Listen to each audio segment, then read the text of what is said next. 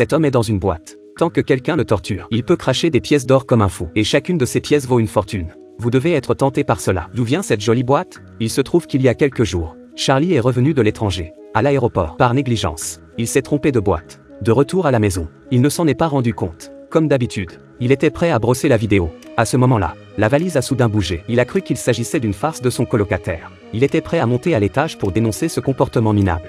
Mais la boîte a de nouveau émis un son. On aurait dit que quelqu'un parlait. Charlie sentit immédiatement que quelque chose n'allait pas. Il s'est donc empressé d'ouvrir la boîte. Mais cette scène le choqua directement. Il y avait une personne à l'intérieur, et elle émettait un son douloureux. Charlie a eu le courage de tourner la tête de l'homme. Il a alors vu à quoi il ressemblait. Il était sûr que l'homme était encore en vie. Charlie était prêt à l'emmener à l'hôpital. Mais l'homme refusa. Il a dit à Charlie qu'il était enfermé dans la boîte. Il avait offensé les mauvaises personnes.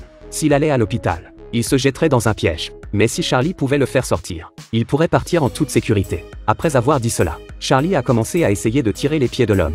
Mais dès qu'il a essayé, l'homme a hurlé de douleur. Et une pièce d'or est sortie de sa bouche. Charlie regarda la pièce d'or dans sa main et resta bouche bée. L'homme lui dit alors, tant qu'il aura mal, il crachera la pièce d'or. Mais tant qu'il peut sortir, toutes les pièces d'or qu'il a recrachées pendant le processus appartenaient à Charlie. Charlie n'en revenait pas. Il s'est empressé d'apporter la boîte dans la chambre à coucher, pour voir si elle était réelle ou non. Cet homme peut cracher des pièces d'or tant qu'il ressent de la douleur. Et chacune d'entre elles valait une fortune.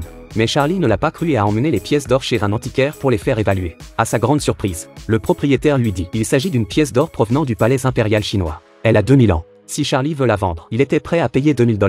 Lorsque son colocataire l'a découvert, il a estimé que Charlie s'était fait avoir. Il pensait que la pièce d'or pouvait rapporter au moins 5000 $.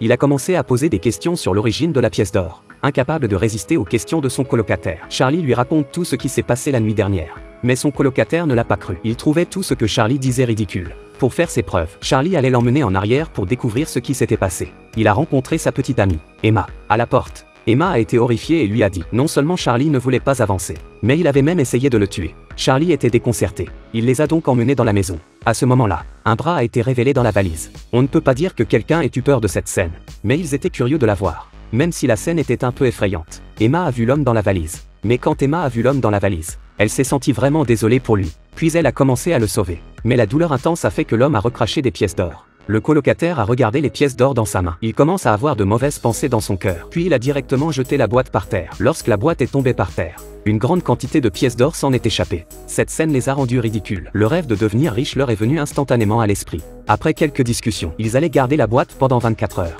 Ils ont donc commencé à utiliser divers moyens. Ils ont commencé à torturer l'homme dans la boîte. Et ils ont rapidement acquis une grande fortune. Mais le désir humain ne s'arrête jamais. Afin d'obtenir plus de richesses, ils ont inventé une méthode très vicieuse. Ils ont trouvé un générateur et se sont préparés à tourmenter l'homme avec le courant électrique. L'homme crachait des pièces d'or avec frénésie et bientôt il agonisait. Charlie n'en pouvait plus de ce spectacle.